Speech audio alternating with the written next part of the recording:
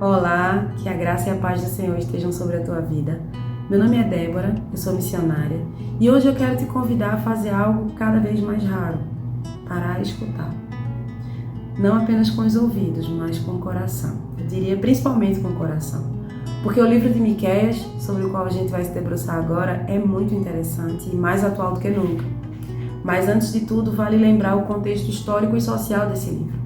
Miqueias profetizou no Reino do Sul, em Judá, num tempo em que a corrupção nas esferas de poder tinha se alastrado. Todo mundo tinha se corrompido, desde os sacerdotes e profetas até os governantes nas esferas mais altas de poder. Enquanto uns celebravam suas riquezas, outros eram oprimidos e mantidos às margens da sociedade. A terra dos pobres era roubada, a justiça era negociada, a religião tinha se tornado um espetáculo e uma verdadeira ferramenta de opressão. E é nesse cenário que se levanta a voz de Miqueias. Uma voz totalmente desalinhada do centro do poder, mas alinhada com o coração de Deus. Miqueias não é um livro que se impõe como seus primos mais populares. Ele não brilha como Isaías, não é poético como Oséias. Ele também não se estende tanto como Jeremias, mas ele é direto. Ele entra até meio desajeitado, como uma interrupção inconveniente. Mas é que a verdade muitas vezes não entra pelas portas da conveniência. Mesmo assim, Miqueias não é um grito, não é gride, ele é um embate entre vozes. Vozes religiosas que dizem, tá tudo bem. Vozes políticas que dizem, nós temos o controle. Vozes interiores que dizem, o importante é seguir o coração.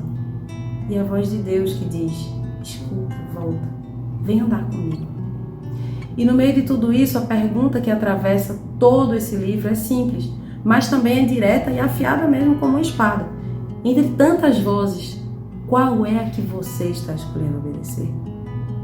A gente pode começar olhando para as vozes que, com aparência de piedade, acabam nos afastando da verdade. Vozes que iludem. Miqueias denuncia algo que continua assustadoramente atual: a manipulação da espiritualidade para manter as conveniências, para manter o controle, para não perder o conforto. No capítulo 3, versículo 5, ele diz assim: assim diz o Senhor, aos profetas que fazem o meu povo se desviar, que quando lhes dão o que mastigar proclamam paz, mas declaram guerra contra quem não lhes enche a boca. É disso que ele está falando, de líderes que adaptam a sua mensagem de acordo com quem está pagando o almoço. A profecia virou moeda, a paz virou produto, e o povo virou consumidor e segue comprando. No capítulo 2, versículo 11, ele diz: se um mentiroso enganador vier e disser, eu pregarei para vocês fartura de vinho e de bebida fermentada, ele será o profeta desse povo. Eles não queriam a verdade, queriam conforto, queriam alguém que abençoasse seus desejos e não que desenterrasse seus esqueletos ou mexesse com o que estava escondido. Recentemente eu vi o filme Conclave, e numa cena que para mim é a mais marcante do filme, um dos personagens diz: a minha alma está cheia de amor a Deus e a sua igreja. Eu senti a presença do Espírito Santo. Não teria nenhum problema com isso se essa pessoa não tivesse tentando usar essas palavras para encobrir um erro grave que ela tinha cometido alguns anos antes, muitos anos antes na verdade, e mais uma vez escapar de suas consequências. Mas e nós? Quantas vezes eu e você buscamos exatamente isso? Uma espiritualidade que nos valida, em vez de nos transformar. Talvez a idolatria mais difícil de identificar seja a de um Deus que só nos valida. Um Deus que pensa exatamente como a gente, age como a gente, discorda das mesmas pessoas que a gente, até vota como a gente. Um Deus que na verdade não é Deus, mas uma marionete, uma extensão projetada de nós mesmos, de nossas preferências, convicções, desejos. Mas então, no meio desse mar de vozes que promovem o conforto, mas não a verdade, olha só, Deus fala. E aqui nós chegamos ao segundo ponto, mesmo que nem pareça uma virada muito brusca. Deus não fala como quem grita, mas Ele fala como quem lamenta. E esse lamento incomoda, porque ele provoca constrangimento. Mas é justamente esse incômodo, esse constrangimento que vem despertar, que vem curar. que vem promover vida para o seu povo, mesmo que eles ainda não percebam. No capítulo 6, versículo 3, ele diz: meu povo, o que eu fiz contra você? Fui muito exigente? Responda-me. A gente vê que isso não é uma acusação, é muito mais uma mistura de lamento e perplexidade, a dor de quem ama e está sendo ignorado.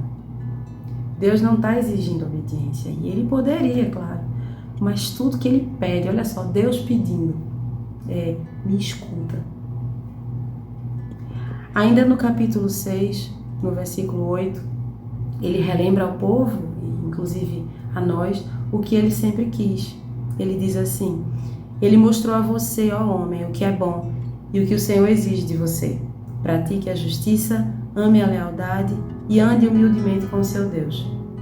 Essa é a voz que cura. Ela não embala, ela acorda. Ela não promete palmas, promete caminho. Ela não massageia o ego, mas restaura profundamente a nossa alma. Voltando ao filme que eu mencionei antes, a verdade que vem à tona sobre aquele personagem frustra completamente os planos dele. Mas fica muito claro que é a partir daquele ponto que ele será restaurado. Não só como pessoa, mas como alguém que reencontra a sua fé e a sua vocação. O caminho que Deus nos chama a trilhar não tem nada a ver com performance, não tem nada a ver com vitrine. Tem a ver com caminhada em humildade. Muitas vezes essa caminhada vai ser feita em silêncio, coerente, fiel. Mas se as vozes do passado enganavam, as de hoje são ainda mais sutis, e é disso que eu quero falar nessa última parte da nossa reflexão. Hoje, as vozes não vêm com trono nem com túnica, mas elas vêm com notificações, frases de efeito, algoritmos, bolhas, que na verdade ecoam o que a gente já acredita. E muitas vezes a voz mais perigosa entre todas essas é a nossa própria voz interior disfarçada de revelação. Por isso, talvez a grande pergunta de Miqueias seja: como é que a gente pode discernir? Como, gente? Como é possível distinguir o que só parece divino e o que de fato vem do coração de Deus? Aqui eu te deixo 3 perguntas para que a gente possa refletir.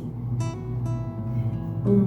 Essa voz me aproxima de Deus ou apenas me torna a melhor versão de mim mesma? 2. Essa voz me confronta com verdade ou ela só me embala com justificativas? 3. Essa voz me transforma ou só me reforça?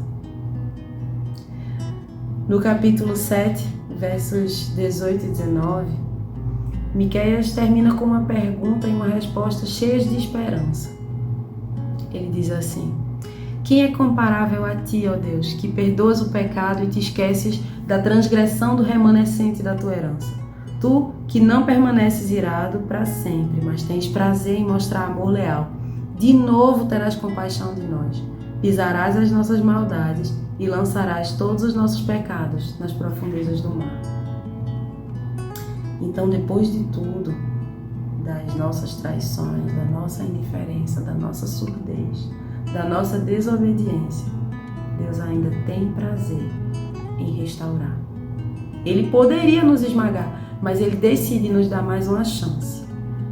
Mas isso ainda não muda o fato de que essas vozes continuam a soar em volta de nós, e muitas, inclusive, falando em nome de Deus, sem ser realmente da parte dele. Então, talvez o maior sinal de maturidade espiritual não seja o quanto eu e você conhecemos sobre Deus, mas o quanto nós estamos dispostos e dispostas a silenciar as nossas certezas para escutar o que Ele realmente está querendo nos dizer. E eu queria encerrar com uma última pergunta. E, por favor, não entenda como acusação, mas é muito mais como um convite ao despertamento, inclusive para mim. Se a voz de Deus, nesse momento, não estiver te aplaudindo, mas te interrompendo, se a voz de Deus estiver vindo interromper seus planos, seus sonhos, suas certezas, suas convicções, você ainda vai estar disposto disposta a abraçar essa palavra como revelação de Deus para a tua vida? Eu sei que essa não é uma pergunta fácil, mas a essa altura do campeonato, a gente também já deve saber que quem escolhe caminhar com Deus não deve esperar facilidade. Mas a gente pode ter a certeza de que Ele vai estar conosco por toda a eternidade. Ele nos promete a presença dEle. Então, que a voz dEle encontre guarida no meu e no teu coração, para que possa haver cura no meio do seu povo. Que Deus abençoe a tua vida. Fique na paz.